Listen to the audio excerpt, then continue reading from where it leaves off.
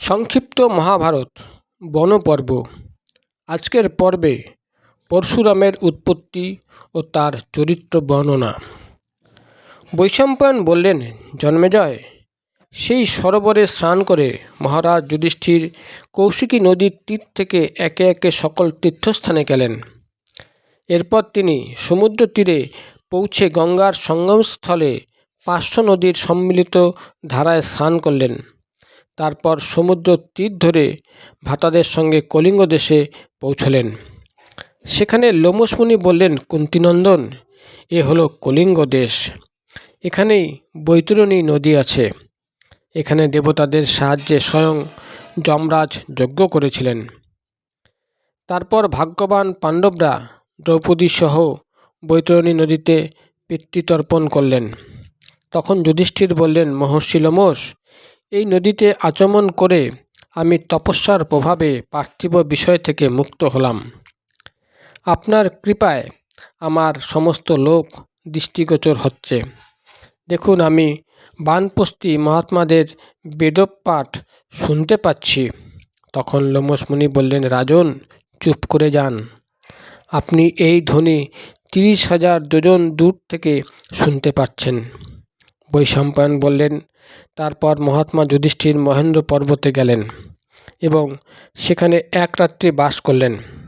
সেখানকার তপস্বীরা তাদের খুব আপ্যায়ন করলেন।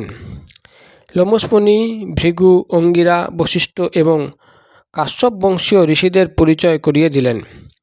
যুধিষ্ঠির গিয়ে তাদের প্রণাম করে পরশুরামের শিষ্য বীরবর অকৃতবনকে জিজ্ঞাসা করলেন, ভগবান পরশুরাম তপস্বীদের কখন দর্শন দেন? তাদের সঙ্গে আমিও তার দর্শনাকাঙ্ক্ষী। অকৃতবন বললেন, মহর্ষি পরশুরাম সকলের মনের কথা জানেন। আপনার আসার খবর তিনি নিশ্চয়ই জেনে গেছেন। আপনার উপর তার স্নেহ আছে, অতএব তিনি শীঘ্রই আপনাকে দর্শন দিতে এসে পড়বেন। তপস্বীগণ চতুর্দশী এবং অষ্টমীতে তার দর্শন পেয়ে থাকেন। কাল চতুর্দশী, তখন আপনিও তার দর্শন পাবেন। যুধিষ্ঠির জিজ্ঞাসা করলেন, আপনি যমদগ্নি নন্দন মহাবলী পরশুরামের শিষ্য। তিনি এর আগে যেসব বীরত্বপূর্ণ কর্ম করেছেন তা আপনি প্রত্যক্ষ করেছেন। সুতরাং যেভাবে এবং যে নিমিত্তে তিনি যুদ্ধে ক্ষত্রিয়দের পরাস্ত করেছিলেন আমাকে সব বিস্তারিত বলুন। অকৃতবন বললেন, রাজন, আমি ভৃগু বংশজাত যমদগ্নি নন্দন দেবতুল্য ভগবান পরশুরামের চরিত্র শোনাচ্ছি। এই কাহিনী বড় সুন্দর ও মহান। তিনি হৈহয় বংশের যে কার্তবীর্য অর্জুনকে বধ করেছিলেন তার 1,000 বাহু ছিল। শ্রী দত্তাত্রেয়ের কৃপায় তার একটি স্বর্ণ বিমান প্রাপ্ত হয়েছিল এবং পৃথিবীর সকল প্রাণীর উপর তার প্রভুত্ব ছিল। তার রথের গতি রোধ করা কারো সাধ্য ছিল না। সেই রথ এবং বরের কৃপায় তিনি শক্তিশালী দেবতা, যক্ষ এবং ঋষি সকলকেই পরাজিত করতেন। তার ভয়ে সর্বত্র সকলেই ভীত সন্তুষ্ট হয়ে থাকত। সেই সময় কান্যকুব্জ নগরে গাধী নামে এক বলবান রাজা রাজত্ব করতেন। তিনি বনে গিয়ে বাস করতে লাগলেন। সেখানে তার এক অত্যন্ত রূপবতী কন্যা জন্মগ্রহণ করেন, নাম সত্যবতী। ভৃগুনন্দন ঋচিক তাকে বিবাহ করার জন্য রাজার কাছে গিয়ে প্রার্থনা করেন। রাজা গাধী ঋচিক মুনির সঙ্গে সত্যবতীর বিবাহ দেন। বিবাহ সম্পন্ন হলে মহর্ষি ভৃগু এসে পুত্র এবং তার পত্নীকে দেখে অত্যন্ত প্রসন্ন হলেন। তিনি পুত্রবধূকে বললেন, সৌভাগ্যবতী বধূ, তুমি বর প্রার্থনা করো। তোমার যা প্রার্থনা আমি তাই দেব। বধূ তার শ্বশুরকে প্রসন্ন দেখে নিজের এবং মায়ের জন্য পুত্র কামনা করল। তখন ভৃগু বললেন, তুমি এবং তোমার মাতা ঋতুস্নানের পর পুত্র কামনায় পৃথক পৃথক বৃক্ষকে আলিঙ্গন করবে। মা অশ্বত্থ গাছকে এবং তুমি ডুমুর গাছকে আলিঙ্গন করবে। তাছাড়া আমি সমস্ত জগৎ ঘুরে তোমার এবং তোমার মায়ের জন্য যত্ন করে এই দুটি চরু তৈরি করে এনেছি। তোমরা সাবধানে এটি খেয়ে নাও। এই বলে মুনি অন্তর্হিত হলেন। কিন্তু মাতা ও কন্যা চরু ভক্ষণ এবং বৃক্ষ আলিঙ্গনে উল্টাপাল্টা করে ফেললেন। বহুদিন কেটে যাওয়ার পরে ভগবান ভৃগু আবার এলেন এবং দিব্য দৃষ্টিতে সব কিছু জেনে ফেললেন। তিনি তার পুত্রবধূ সত্যবতীকে বললেন, মা, চরু এবং বৃক্ষে উল্টাপাল্টা করে তোমার মা তোমাকে প্রতারণা করেছেন। তুমি যে চরু খেয়েছ এবং যে বৃক্ষকে আলিঙ্গন করেছ, তার প্রভাবে তোমার পুত্র ব্রাহ্মণ হয়েও ক্ষত্রিয়ের মতো আচরণ করবে এবং তোমার মাতার গর্ভে যে পুত্র হবে সে ক্ষত্রিয় হলেও ব্রাহ্মণের মতো আচার সম্পন্ন হবে। সে অত্যন্ত তেজস্বী এবং মহাপুরুষদের পথ অনুসরণকারী হবে। তখন সত্যবতী বারংবার প্রার্থনা করে তার শ্বশুরকে প্রসন্ন করলেন এবং বললেন যে তার পুত্র যেন এমন না হয়, পৌত্র হোক তাতে ক্ষতি নেই। মহর্ষি ভৃগু তাই হবে বলে পুত্রবধূকে আশীর্বাদ করলেন। যথাসময়ে তার গর্ভে যমদগ্নি মুনির জন্ম হল। তিনি অত্যন্ত তেজস্বী ও পরাক্রমী ছিলেন। মহাতেজস্বী যমদগ্নি বেদ অধ্যয়ন আরম্ভ করে নিয়ম অনুসারে স্বাধ্যায় করে সমস্ত বেদ কণ্ঠস্থ করলেন। তারপর রাজা প্রসেনজিতের কাছে গিয়ে তার কন্যা রেণুকাকে বিবাহ করার জন্য অনুমতি চাইলেন। রাজা তার কন্যার সঙ্গে যমদগ্নির বিবাহ দিলেন। রেণুকার ব্যবহার সর্বপ্রকারে তার পতিদেবের অনুকূল ছিল। তার সঙ্গে আশ্রমে থেকে তিনি তপস্যা করতে লাগলেন। ক্রমশ তাদের 4টি পুত্র জন্মালো। তারপর পঞ্চম পুত্র পরশুরাম জন্মালেন। ভ্রাতাদের মধ্যে সর্বকনিষ্ঠ হলেও তিনি গুণাদিতে সর্বশ্রেষ্ঠ ছিলেন। একদিন যখন সব পুত্র ফল আহরণে গেছেন, ব্রতশীলা রেণুকা তখন স্নান করতে গেছেন। স্নান করে আশ্রমে ফেরার সময় তিনি দৈবক্রমে রাজা চিত্ররথের জলক্রিয়া দেখে ফেলেন। সম্পত্তিবান রাজার জলবিহার দেখে রেণুকার চিত্তচাঞ্চল্য ঘটল। সেই মানসিক বিকারে দীন, হতচেতন এবং ত্রস্ত হয়ে তিনি আশ্রমে ফিরে এলেন। মহাতেজস্বী যমদগ্নি সবই জানতে পারলেন এবং রেণুকাকে অধীর ও ব্রহ্ম তেজচ্যুত দেখে ধিক্কার দিলেন।